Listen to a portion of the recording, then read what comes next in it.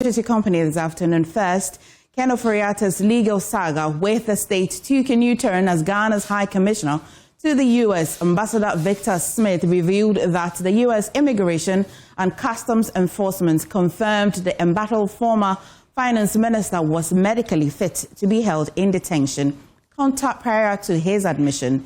The disclosure comes amid ongoing controversy over Ofori-Atta's health, with his representatives insisting months ago that he was not medically fit to travel to Ghana following recent surgery. But speaking on JoyNews PM Express with Evans Mensah yesterday, Ambassador Smith noted that ICE had arranged for medical personnel to assess Mr. Ofori-Atta shortly after his arrest. Confirmed that he was all right. Initially, they had medical people to determine whether he was fit to be held in the detention center, and they were convinced and were sure that he was okay. He was on medication, but he wasn't seeing any doctor at the time, and he had his medication, so he could be put in the detention center. Ghana's ambassador to the U.S., Victor Smith, also revealed that the FBI picked up Mr. Ofori-Atta, suggesting he may be dealing with more than immigration-related matters. Until now, Mr. Ofori-Atta had been held in ICE custody after his visa was revoked and is expected to appear in court on January 20. But the ambassador's latest disclosure indicates this may not be the end of the road for the embattled former minister. The ICE did the arrest, but a few hours ago, I was also informed the FBI were involved. And, of course, that sort of corroborated with what the Attorney General told me, that the FBI had informed him that they had picked him up. Okay. So were you I also, suspect... Yeah, you suspect that... I suspect it's a combination of these two factors. ICE normally would pick you for immigration issues. Okay. But then, of course, when the FBI comes in, then there must be some... criminality or Interpol police request. So the red alert comes in there. So the combination of the two of them, convinces me that Ghana government had requested for this man to be brought in to help us, if you like, unravel some issues that have been brought against him as our former minister. And as we await the outcome of the 20th January court hearing, key questions remain. What are Ken Ofori-Atta's chances of avoiding deportation? And joining me in studio now is our lead or head of research at JoyNews, Isaac Kofi. Kofi, what more can you tell me? I'm just curious. How can he really not be deported? So MFA, since yesterday, we've been keeping tabs on this, website, trying to see if Kenneth Ofori-Atta is still under ICE detention. And what we know so far, just this morning, verification shows that the man named Kenneth Nanaya Ofori-Atta is still in ICE custody. Give me a minute. I'll come back to you, but let me engage one of his lawyers. Thank you so much for joining me, Frank Davis. First of all, how is Mr. Ken Ofori-Atta? How is he doing?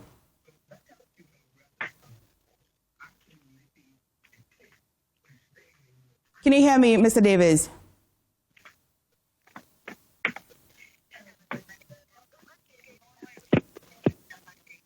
Good afternoon, Mr. Davis. And if you can hear me, how is Mr. Ken Ofori-Atta doing?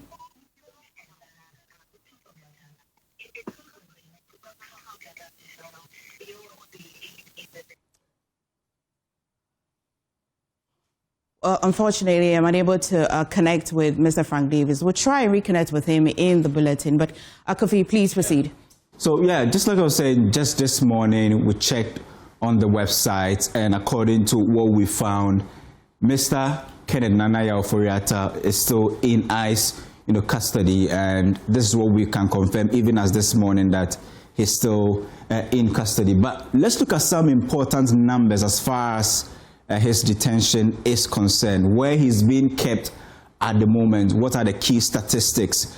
Per our checks, based on the numbers that we have, average daily population of this detention center is around 335 people, and we looked at the average length of stay, and it's about 47 days. Currently, today, we know Kenneth Ofori-Atta has spent about 8 days in custody, but the average day, being spent by people in this custody is usually around 47 days, right? And if you look at this side of the numbers, which I don't think is so pleasing at the moment or pleasant at the moment, is the number of criminals, the percentage of criminals.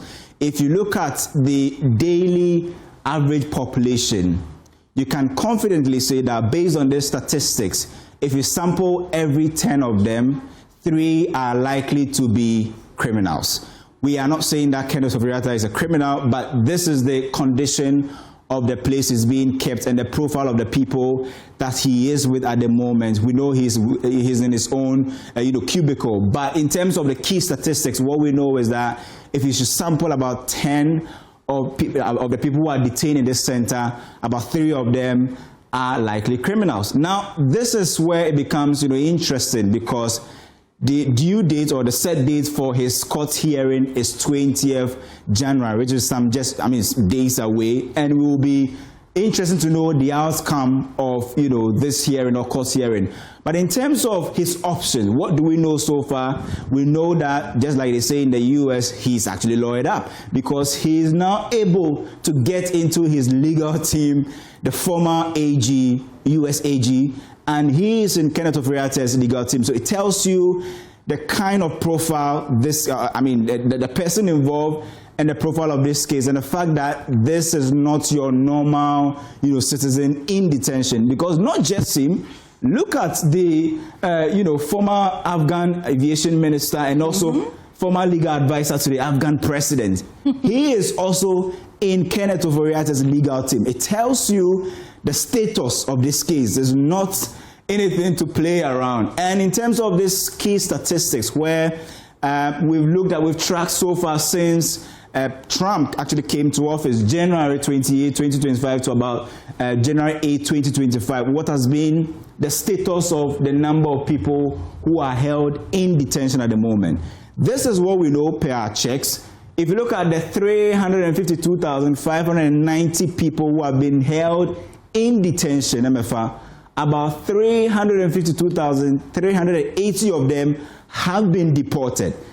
Those who stand the chance of, the total detention about, 68,999. If you look at the probability of not getting deported after being detained under this current president, Donald Trump administration, if you're looking at being deported, the chances are that if you are detained by ICE, your chances of being deported, according to the data that we have, holding all other factors constant, is about 99.94%. That's a really so your survival rate is just about 0.06. But Kenneth Ofori-Atta is not a normal person, because high profile. So he could also be in the 0.06 bracket, because for you to be able to get the former AG of the US to be part of your legal team and a former advisor to the Afghan president, that tells you the profile of this case. So although this is the statistics, we believe that looking at the nature of the case,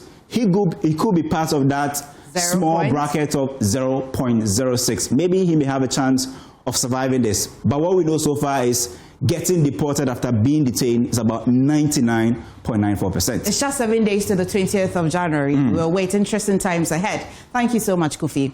But away from that, the New Patriotic Party says it has taken serious exceptions to comments made by former Minister of Environment, Science, Technology and Innovation, Professor Prof Frimpong-Boateng, in a television interview where he criticized the party's current state, described it as fake, and openly distanced himself from the NPP. Now, in a statement, the NPP says it has initiated processes to expel the former minister over what it describes as conduct unbecoming of a party member. We'll hear from the party shortly, but first, listen to the former Minister for Environment, Science and Innovation, Professor Prof Frimpong-Boateng. He spoke on Channel 1 TV. The present MPP is not MPP, it's fake. What? Yeah. What I see now, it is not the NPP I used to. But the question still stands. Do you still consider yourself a member of the NPP? Not the fake one. So which one is the real one? The real one is there. It's a virtual thing, and the members are there in the background. You think that... Look at how they elected their last flag bearer. Twist the arms of weak and... This is for the 2024 election? Yes. Twist people's arms, bribing delegates, and intimidating others to get a flag bearer. This is a beginning of corruption. And this should not be allowed in any serious situation or any serious party. And there were issues, we lost the elections badly, and we did not deal with the issues that led to the losses, and then we still want to go in there. And I think it would be a train wreck if they elect the old flag bearer. So your November article around how the NPP is proceeding suggests that you don't have confidence in the processes of electing a flag bearer. No. Is your problem with the Dr. Bawumia or with the NPP? No. Bawumia is a very nice person, but being nice alone is not enough to lead in Nkrumah's Ghana. But now they want to choose a flag bearer, and the party executives are also supporting him. The party headquarters is more or less an extension of his campaign office. We now look at the NPP's reaction statement signed by the party's General Secretary, Justin Frimpong. We'll put that on your screen shortly. He says that the New Patriotic Party has taken due notice of comments made by Professor Frimpong-Boateng during an interview on Channel 1 TV on Monday, 12 January 2026, in which he described the party as a fake party and further stated that he no longer considers himself as a member of the NPP.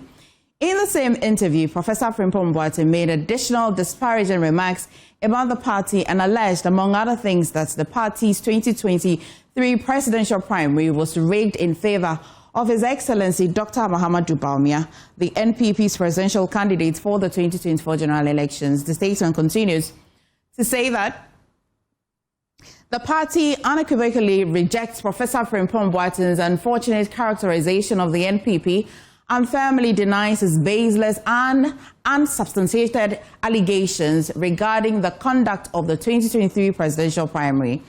The said primary, I'll skip to the other one. The New Patriotic, I'll take you back to the part of the statement that you're just missing. The said primary has been widely acknowledged by all candidates who participated, as well as by well-meaning members of the party, as having been conducted in a free, fair, transparent and credible manner, faithfully reflecting the will of party delegates. I'll take you to the final part of the statement. It says that the New Patriotic Party views the conduct and utterances of Professor Frimpong-Boateng as highly reprehensible and inimical to the values, unity and integrity of the party. Consequently, the party has invoked the relevant provisions of its constitution to commence the necessary process to expel him from the party, strictly in accordance with due process. I want to get some more understanding, and joining me via Zoom is political scientist at the Kwame Nkrumah University of Science and Technology, Dr. Kwesi Amakye-Boateng. Thank you so much, Prof, for joining us this afternoon. Sorry for that title earlier. Before we go into what it means to say fake party, I want to understand. He says that he doesn't identify himself with the fake party, but there is a real NPP which he belongs to. Does the party have any base to want to still follow due process to expel him?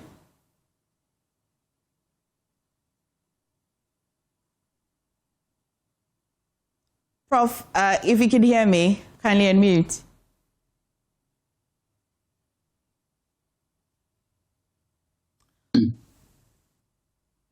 Oh dear, I'm certain it's the network. But Prof, we'll try again. We're trying to get some understanding to this development where the NPP says that it has initiated processes to expel Professor Frimpong-Boateng, and we're engaged in a political sciences. But thank you so much, Prof. If you heard me, or maybe not, I want to understand if the party still need to go through that, what they describe due process to expel him, considering he says that he doesn't identify with the fake party. I like to believe that the party's hands are tied, given the fact that he himself has opted out, one, and then two, characterizing the party as fake. The that conception is something I have difficulties coming to terms with. I don't understand what he means by a fake political party. He might not agree with some of the actions and inactions of the party. He might not agree with some of the values being, if you like, brought into the party by the current leadership. But that is normal with politics, disagreement. Politics is really based on disagreement, conflict. We don't necessarily have to agree on so many issues. But that notwithstanding, we stay in the party. We don't denigrate it publicly as members of the party. But then when we ourselves, indicate that we are not a member of the organization, the party's hands are tied. They need to take whatever actions necessary to, make sure that you are no longer one of them. But he says that he doesn't identify. It means that it can amount to him not being part. So where will the party be expelling him from? I think he made two statements. One of them was a categorical no, I'm not a member of the fake party. And then he proceeded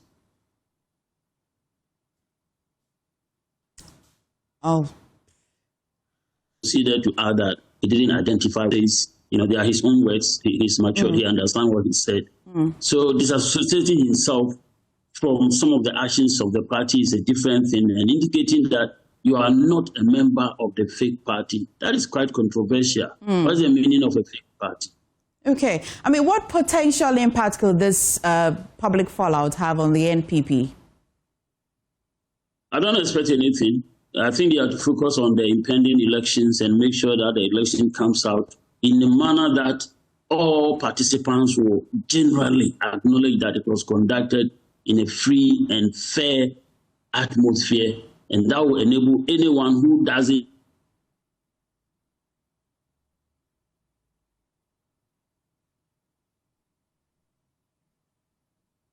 I would try again. Doc, if you can hear me. Finally, I would want an answer to this one. Does it invite the party to want to look at some deeper structural or cultural challenges within it at all? Unfortunately, the network wasn't quite kind with us this afternoon, but we'll probably try and reconnect with Doc in our subsequent bulletins. Apologies for the network. But another person has died following a fatal road crash at Ofenso on Monday night, bringing the death toll to 3. The latest victim is a driver of a trailer involved in the accident, while the trailer's mate remains in critical condition and is receiving treatment at a local hospital. The crash occurred near the River Ofin Bridge and involved a trailer transporting heavy metals, a commercial saloon car, and a Kia mini truck carrying inflammable substances with 2 passengers on board. Eyewitnesses say the trailer and the Kia truck were traveling towards Ofinso when an oncoming commercial saloon car attempted an unsafe overtaking maneuver, triggering the collision. The Kia truck, which was behind the trailer, veered off the road, rammed into the bridge, and burst into flames after the inflammable cargo ignited 2 people, the Kia truck driver and a female passenger, a building material trader, were killed instantly after the vehicle caught fire, with their bodies severely bent. The trailer driver later succumbed to his injuries. Confirming the incident to Adom News, the Efija Krabri North NADMO Director Kwame Yaro said the road has since been cleared to restore traffic flow. The bodies of the deceased have been deposited at the hospital for identification and further investigation, while authorities continue to probe the cause of the accident. Watching News Today and other news today, in Carrier Motor Traffic and Transport Department of the Ghana Police Service is alarmed at the rate of motorbike and tricycle accidents in their jurisdiction. MTTD Commander ASP Mrs. Jacoba Brew attributes the surging figures to disregard for safety measures and road traffic regulations in the operation of some vehicles. Though statistics for the area are not readily available, the MTTD says fatalities have often been recorded. Nana Yaojima has more in this report. become a regular feature on the roads. Aside from private use, the Okada and Pragya are heavily patronized in commercial activities, phasing out regular taxis and minivans in some areas. Following concerns of safety, Parliament passed the Road Traffic Amendment Bill expected to regulate activities of the operators. Ahead of the rollout, the police believe there is need for the operators to respect road regulations on speeding and responsible road usage. In Carrier MTTD Commander ASP Jacoba Biru believes reversing the road carnage is largely dependent on the riders of tricycles.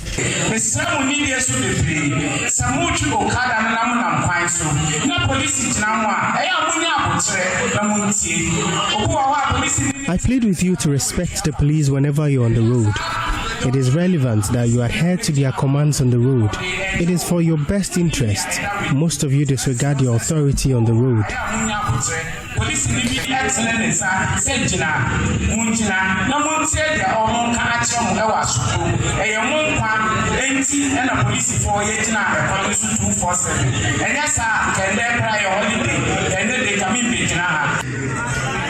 The MTTD has partnered the traditional authority at Mansutetun in the Ashanti region to roll out the first of a series of sensitization events for the commercial motorbike and tricycle operators. Speaking at the event, the chief of Mansutetun, Nana Akwesi Okon II, expressed worry at the motorcycle-related carnage recorded on the road.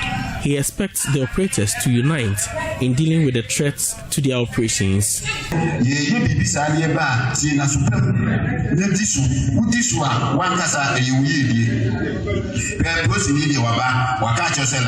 Whatever is happening here is in your best interest. If they tell you to insure your tricycle and get the requisite license, it is in your best interest.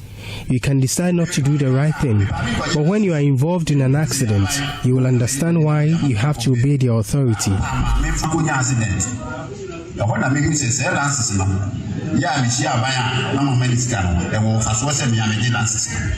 For Joy News, Nanaya Ojima, Kumasi. The Ghana Water Limited says it is working closely with National Security and NADMO to support the Teshie Camp 2 clinic as efforts continue to stabilize water supply in the area. According to the company, limited water reservoirs remain a major challenge. However, residents are expected to get some relief by the end of January, with plans to supply the area with water at least 2 days each week. We'll hear shortly from the Director of Public Relations at the Ghana Water Limited, Stanley Mate. But first, my colleague Ramat Bashiru visited Teshie Camp 2 and has filed this report. A deepening water crisis is taking a heavy toll on residents of Teshie, particularly in the Camp 2 area. At the local clinic, nurses say the absence of running water has transformed routine healthcare into a daily struggle, with deteriorating sanitation contributing to the spread of infections within the facility. Infection, because with the bed sheets, washing it is a problem. So I say spread of infection is really becoming high here, because we have to use water to wash the bedsheet before we can use it for another patient. But because we can't get water to wash the bedsheet, if the person lies on it and we see, oh, this one is not dirty, so let the other patient use it. Maybe you can't see it with your eyes that it's dirty, but it's really dirty. So infection is really a problem for us now. To include to that, imagine wee-wee. Okay, somebody would have to use the washroom, and since there's no water to flush immediately, the next person will also have to do that until there's a pile up and then we are able to flush.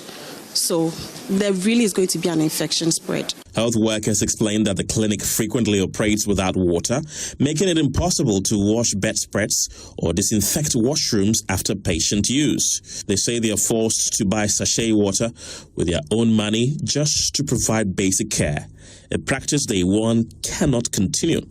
I had to go back home because I wanted to use the washroom, and then there was no water. And at that time too, there was no sachet water to buy. So I had to just rush, take a taxi, go back home, and then come back to the workplace. Just imagine you having an antenatal or a mother who has delivered, and she really has to take her bath. You know, blood has a bit of a stench, so she will have to take her bath. So we really have to fill the buckets Yeah. So you see, from patient to patient, you have to wash your hands. But because there is no water, sometimes you are tempted to use the sanitizer to wash your hands, and then too much of it too is not really good. And then the sanitizer, I don't think it really helps a lot, because if you are doing invasive procedures and use sanitizer and then go to another patient, cross infection. It's not really helping us, so they should do something about it for us. We purchase water with our own pocket money, and we have to travel distances to fetch water. Sometimes 20 cedis a day for the gallons of water. So when you come to Teshie, we spend like between 30 and 50 cedis. The impact of the water shortage extends beyond the clinic. Food vendors in the community say the lack of water has forced many of them to halt operations, cutting off their primary source of income. Oh, 50 down, I said 5 months now. I haven't been able to cook and sell for about 5 months now. I have to travel to Osu and Labadi just to buy water before I can work. The situation is really serious, and the authorities need to do something about it.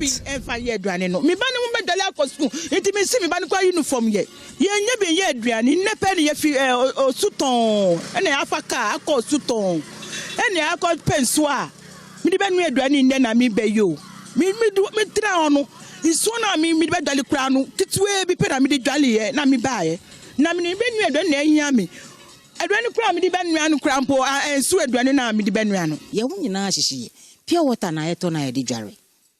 We are bleeding because we have to buy sachet water for domestic use. I've stopped cooking because I don't get water. I can't use unhygienic water to cook and sell. So for now I've stopped working. Me nto me mfa nso enye nton na yare nchimi na yare nchimi nua bia obeto nso obeto aduane no nti na insan aduane no mantome aye bio. Residents also described daily hardships, long walks in search of water, escalating costs of sachet water, and growing fears of disease outbreaks as basic hygiene becomes increasingly difficult. A very difficult situation for the people of Suchuno Electra area, by extension, the whole of the municipality. Very precarious, very frustrating. People are supposed to go to work, but because of water problem, all of them has just decided to go search for water. So this morning I've delivered water to several people. It's very serious. Even what the bucket of water to even bath to work is a problem. To cook as well, yes. They are going through that. I think you heard it from my sister over there. Nowadays, if you want to fetch water, unless we go to Tebibiano or Triblo, and the water price to some, they are selling it 5 cedi, 6 cedi, and things. So we are suffering. We are really suffering. We've been suffering because of water. We've been going far places because of water. And as at now, we are still facing that problem. With healthcare delivery, livelihoods, and daily life under strain, residents are calling for urgent intervention, warning that failure to act could escalate the crisis into a full-scale public health emergency for the entire Teshie community. And I'll listen to the Director of Public Relations at the Ghana Water Limited, Stanley Marty, speaking on the AM show. He says the company is working tirelessly to ensure water supply to the clinic. Yeah, national security and NATMO are working closely with us, and we are giving priority to essential service providers like the hospitals and clinics, like the Bush Road Teshie Camp2 clinic and Camp2 clinic. So if any of such institutions have any challenge, they should reach out to the Member of Parliament for the area. I've mentioned 2 issues why the plant is down. One is maintenance, and as engineers, we can set up timelines for maintenance to be completed. But for legal issues, it's a bit challenging for me to give a definite time. That is why I'm reluctant to mention a definite time when the thing is going to come on board. But like I said, the government now has taken a step which I hope that by the end of January, this impasse should end, and then we plan back to operation. So let's not go home. Let's not pray for go, and I think it will go well, and then we can put the plan back into operation as practicable. So we're expecting that by February the plant will be up if everything goes according to plan. It could be earlier. It could be earlier. Like I said, government, and that I can give a firm assurance that government now are taking a step into solving the situation, and so we're hopeful that very soon the plant could come back. Thank you. What is this legal issue about? There are legal issues, so I hope you appreciate the fact that I'm not in a good position to talk about legal issues. So please permit me that. Okay. But rest assured, I can speak on authority that government has taken a step in this direction and supporting the Ghana Water Limited to put the plant back into operation.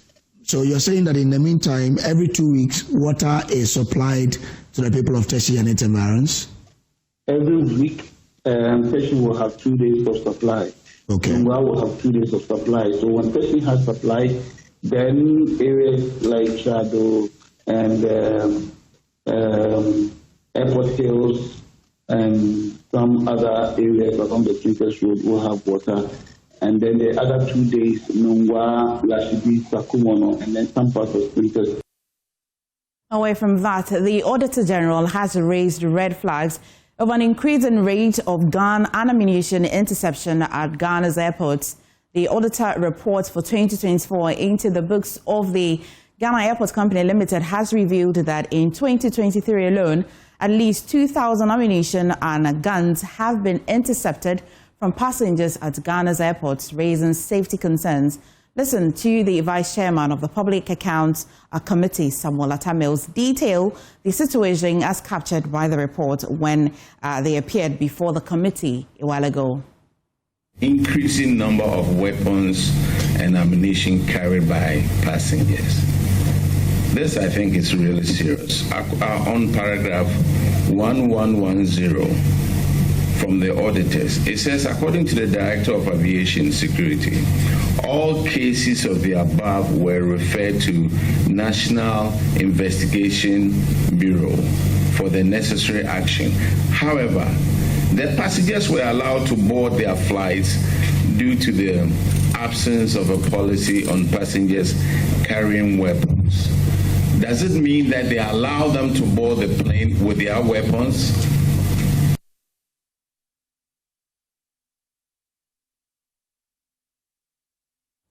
My colleague James Aveji is at the Public Accounts Committee and joins us with more on this. James, tell me, how did the Ghana Airports Company Limited say they're dealing with this menace? Well, Amafa, so you heard the ranking member talk about the Auditor General's report indicating that there's no policy document to streamline this particular problem. And so they said since that 2023, they have made sure that they design a policy document on that, which entails that every passenger who is traveling with any ammunition or weapon which is licensed is under obligation to declare this to the aviation security. Those who are carrying this without licenses, if they are found out, will be confiscated and will not be returned. They have also designed a system where these ammunitions are carried on this. They are taken away from the passengers and only given to them when they reach their destinations. Just for clarity, I must say that this is spread across both the domestic and international entry points or departures in Ghana, where for the domestic alone, they recorded 16 guns being seized and 1,879 ammunitions. At the international screening points, they recorded 4 guns seized as well as 198 rounds of ammunition. And so they are actively pursuing that policy and implementation protocols to make sure that there are no cause of alarm or harm done to any passenger with this sort of ammunitions and restrained their departure and entry from the country, MFR. Oh, that's good to know, James. Now, the concern about increasing charges at the port also came up. What are the jurisdiction or the justifications, sorry? The MD for the Ghana Airport Company Limited, Yvonne Nana-Efriopari, actually admits that the charges in Ghana's airports are high. We are ranking as much as 4th highest, expensive service charges in Africa alone, and 15th across the whole world. She said that this is needed in order to improve infrastructure in our airports so that we can rock shoulders with countries with some of the best ultramodern facilities across the sub-region and the globe as well. So it has become a necessary evil so that we can improve our infrastructure in Ghana. That has been her justification to these charges we've witnessed in the past few years. James, quickly before you go, who else is before the committee? We currently have the Aviation Social Center just left, and a few more to go under the Transport Committee before I walked out, and we're expecting that the Agri Ministry should take their seat as well to explain some infractions on the distribution of fertilizer as captured in the Auditor General's report for 2024 MFR. Thank you so much, James. James is my colleague at the Public Account Committee and shall be bringing us more in our subsequent bulletins. You're watching Joy News Today. Please stay. Business is up next. Okay, welcome back. I am Michelle Lejekun. Let's settle for some business stories. Now, businesses are turning down mobile money payments from consumers as cases of Momo fraud continue to rise across the country. Speaking to Joy Business, some business owners say growing concerns over fraud coupled with mobile money charges are discouraging them from accepting Momo payments, raising questions about trust, cost, and the future of digital transactions in Ghana. There's more in the following report.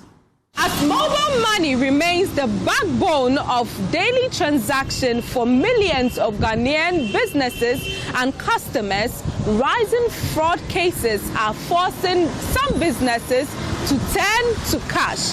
This is raising some questions about safety, trust, and the future of digital payment. For some businesses, this is not a matter of convenience, but a matter of protection for their businesses. Someone might, or a customer might send money to your number, and then at the end of the day, they'll call an agent or a customer service to make a reversal for them. Someone came to purchase food, you came to buy food. So the person sent money, that was 30 cedis for the food. And the person left. The person made a complaint to MTN about wrong transaction. The person made the complaint. They sent me a message. They said, yellow valid customer. The transfer of amount of 31 cedis from so-and-so number has been reheld and is pending reversal within 15 days. Thank you. They didn't call me. I didn't receive a call from them. But that was just the message I got from them. I don't take mobile money because some don't add the charges. Or because Matwa get 10 cedis. Why should I add 1 cedi to be 11 cedis? No. Once I'm paying 10 cedi, I'm paying 10 cedi. So I can't take 10 cedis. And when you go and withdraw to charges, they will deduct charges, which means your 10 cedi is going to reduce to 9 cedi, meaning you've lost. So I don't take Momo. Some people, they do fraud as some too don't add charges to the money, so it's really difficult for us to take Momo. While businesses are trying to protect themselves, customers say this decision comes at a cost. They claim being unable to make payments with mobile money whilst purchasing creates inconvenience, and sometimes they have to walk away from purchase. It's very, very bad because today in this 21st century, you don't have Momo. How are you going to work? I think you have to have this Momo account so that at least when we come to buy things, we can be able to pay with Momo. To address these concerns, mobile network operators have assured customers that measures are being put in place to strengthen the combat against fraud.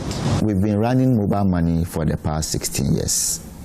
Okay, and today, the assurance that the businesses will have is the fact that your money is safe on your wallet. The system is safe, foolproof. That is the assurance that we can give to each and every individual that no matter what you do, we can assure you that your money cannot move without you disclosing your PIN or you moving money out of your wallet yourself to somebody. As mobile network operators acknowledge concerns raised over charges, they say steps are being taken to review the issue. Businesses have also been advised to adopt precautionary measures to protect themselves from falling victim to mobile money fraud. Please adhere to the 3 golden rules that we keep on telling you. 1, do not disclose your PIN. It's your secret. Even to your wife or to your husband, do not disclose your PIN. Because once you disclose your PIN, then you compromise your wallet. Never allow anybody to do transactions on your behalf. Because once you allow somebody to do transactions on your behalf, then you are disclosing your PIN. And the third thing is never discuss any wallet transaction that involves your PIN or your wallet with anybody. Please do not discuss your wallet with them. Report those numbers and we'll take actions on those numbers. For businesses, the trust for mobile money transaction has reduced, and until this trust is fully restored, the question remains, will mobile money remain Ghana's preferred transaction mode, or will fraud push businesses back to cash? For Joy Business, Sarah Isnam Etiemo reports. Well, that's it for business. I am Michelle Lejekum. The small business news when you log on to myjoyonline.com. Sports is up next.